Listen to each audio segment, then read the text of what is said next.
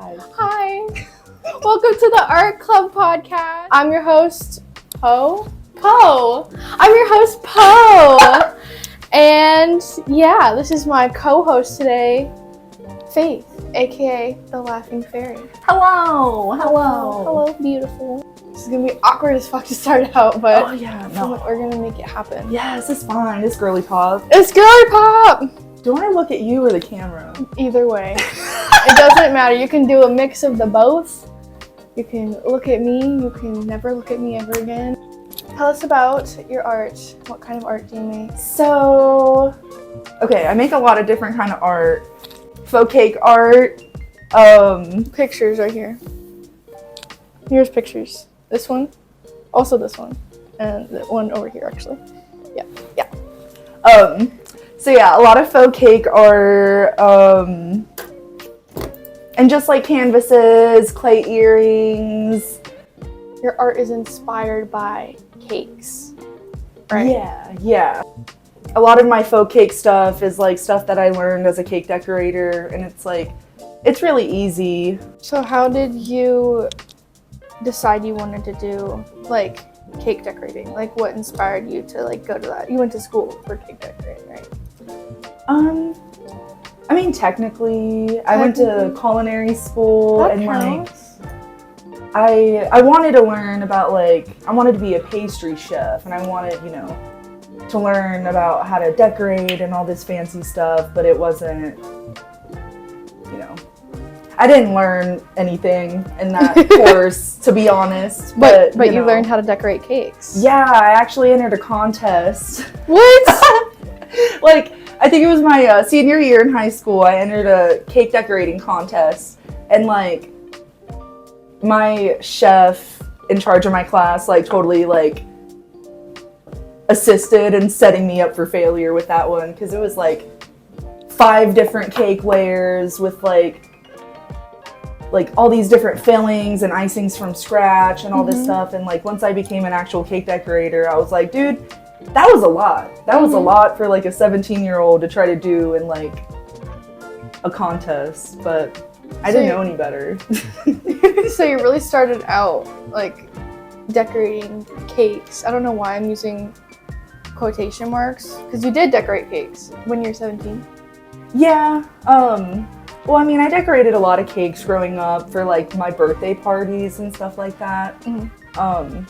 And yeah, I love just decorating cookies, sugar cookies and all that stuff. So yeah, I don't know. I always love decorating stuff. So when did you start decorating fake cakes? Oh, I think it was in 2022.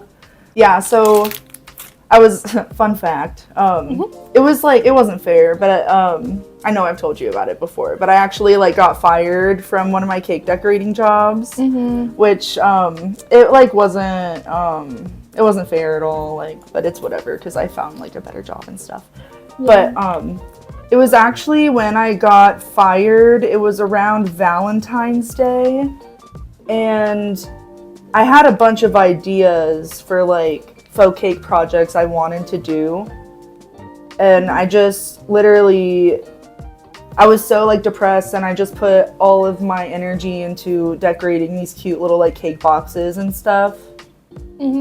And bought all the fake fruit and the fake cherries and everything, and it was just it was so much fun, and it kind of made me want to redirect my art shop in a way and do more faux cake stuff, because it's something that I really love doing and makes my inner child super happy. Yay, that makes me happy. So speaking of when you were a kid, do you think you have any specific artistic influences from when you were a kid that molded you into the type of artist you are now? I think my main thing honestly is getting cakes from grocery stores for my birthday. I love that. Because that was seriously I didn't have the best childhood, but my mom did buy me birthday cakes most of the time, if I didn't want to make it myself. And Oh my gosh, like, that was my favorite thing ever, especially, like, going to the grocery store to pick up my, like, birthday cake. Usually it was, like, princesses and stuff like that. That's why you're so girly pop. I know.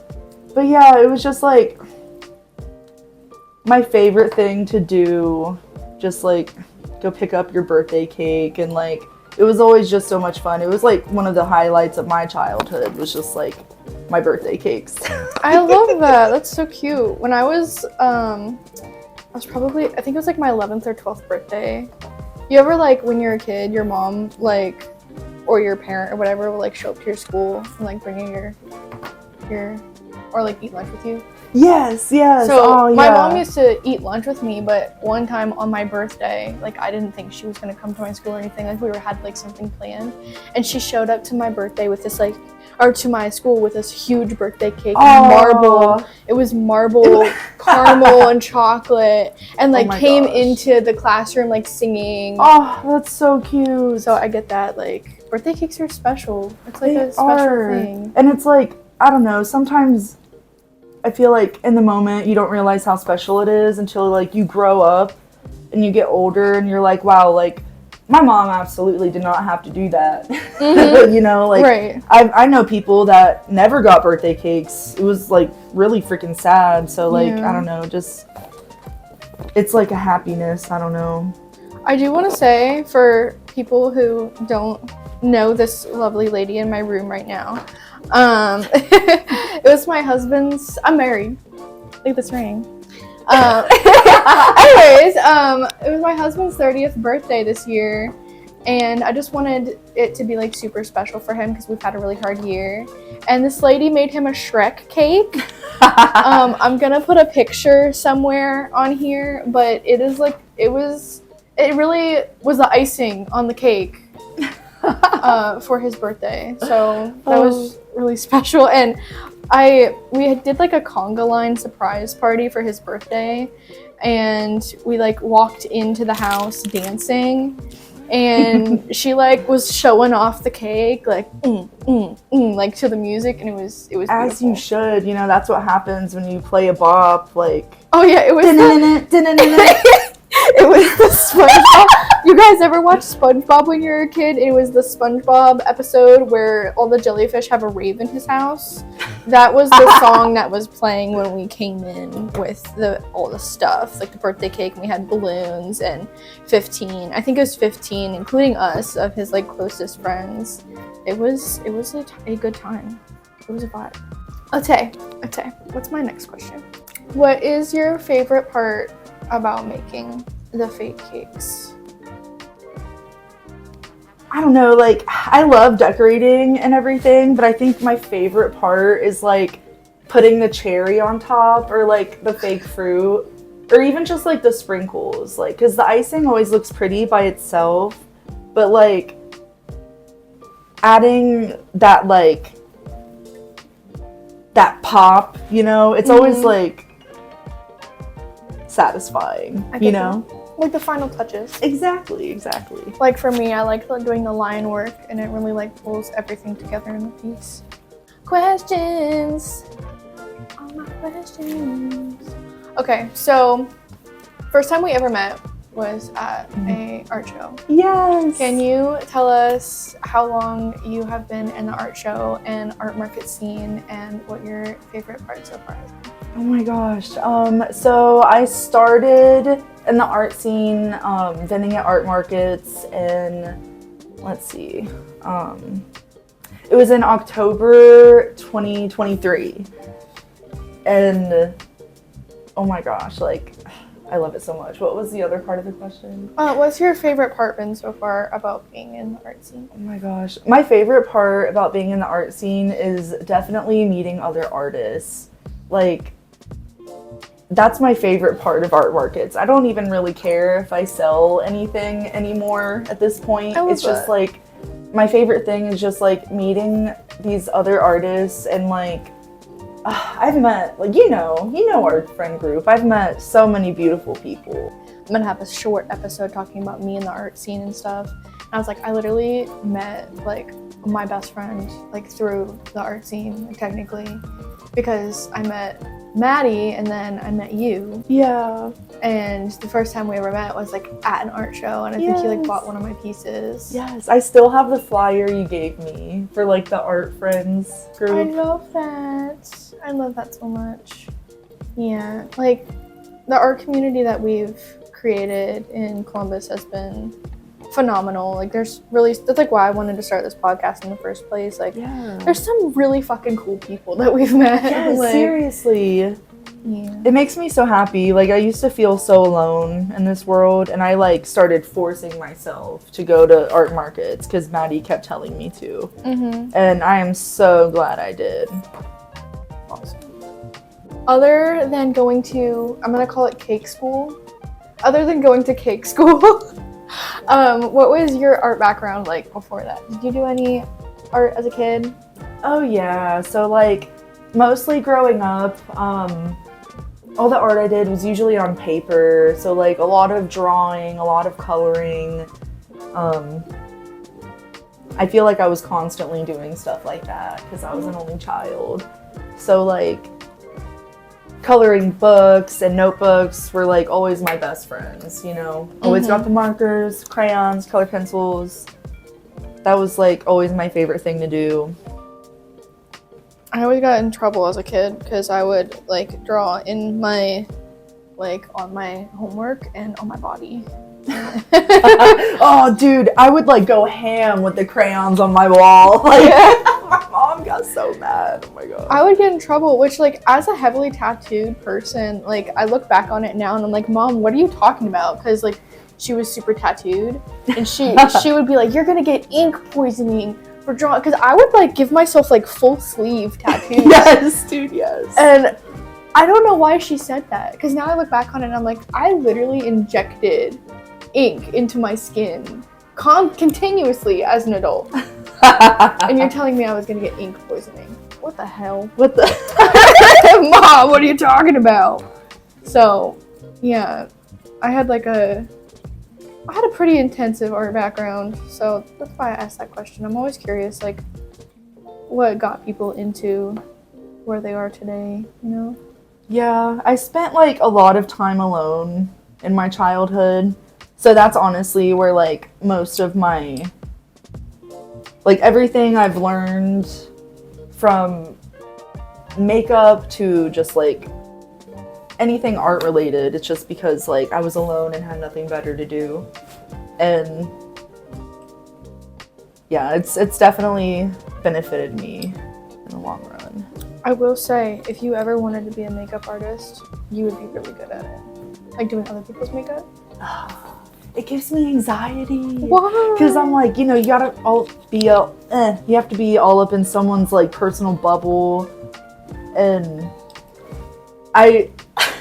the whole time I'd just be like, am I breathing in their face? Right. Like, am I being loud? They like can smell your lunch. And exactly. And it's just like, I'd be nervous and like, what if they don't like it? You know what I mean? Like, I mean, you could always start out with like people you know. That's like kind of why I'm like starting out with like people that are closer to me with something like so vulnerable like this. You know, you could always start out with like, I don't know, me painting my face.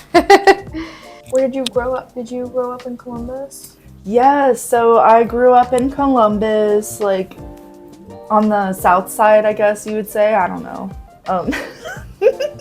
Yeah, I grew up in Columbus. I've lived here practically my whole life. I also grew up in Columbus, and I've literally never lived anywhere else. I lived in Louisiana for like 3 months in 2020. And that was like, it was interesting. Well, I'm glad you came back. Yes. What do you think your biggest challenge is as an artist in 2025?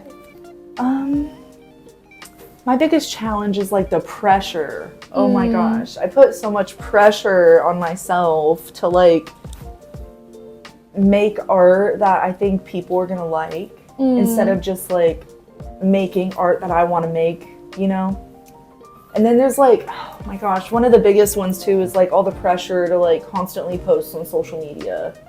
Like, I get that. and it's like, you have to, in a sense, to like get your, to promote your stuff, To be popular almost. Exactly, and it's hard. Like, I've tried, and it's hard. I took a break from social media for like a couple months, but like, it's hard to post every single day. It takes me like 3 days just to edit a video. See, I've been making YouTube videos since I was 10. So I feel like I'm kind of used to it and I really like it. And that's why this is going to be like super fun for me. Yeah. What I am super sad about though is I actually think TikTok's going to for real be banned this time.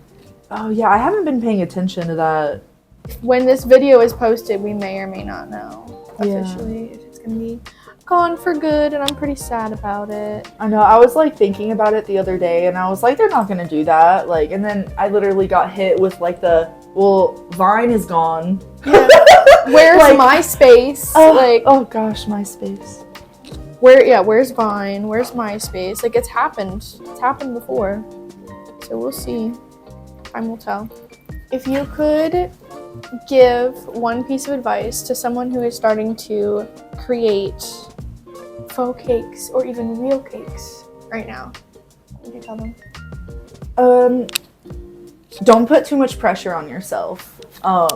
And practice. Even if it's like with real icing.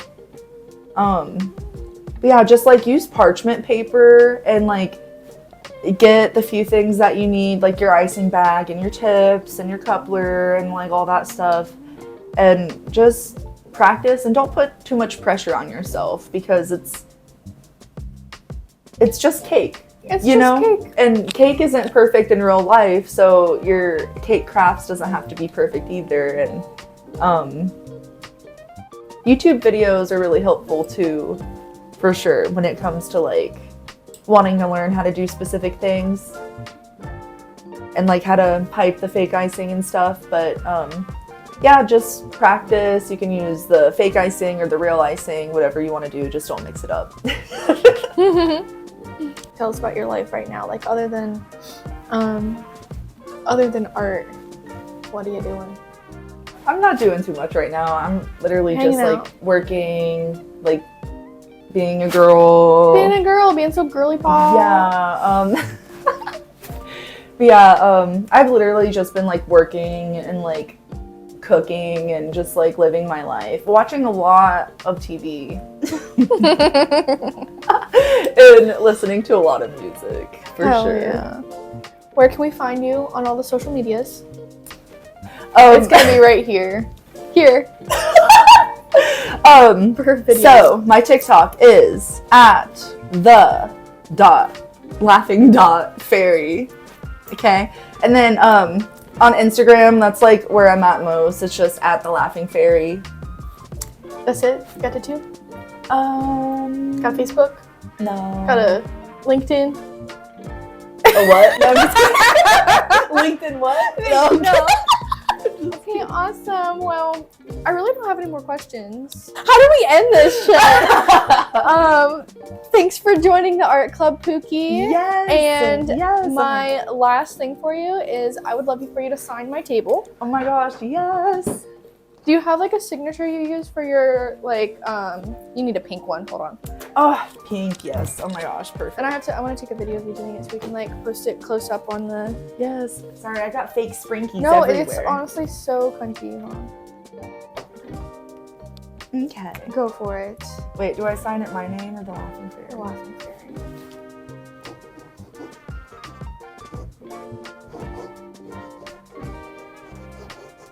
The ASMR on the audio platform is good.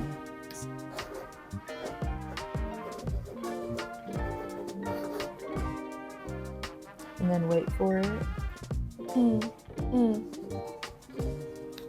So Yes. Thank you. Yeah. All right. Thank you guys for listening and watching, and we'll catch you next time. All right. Bye-bye. Fucking slay, bitch.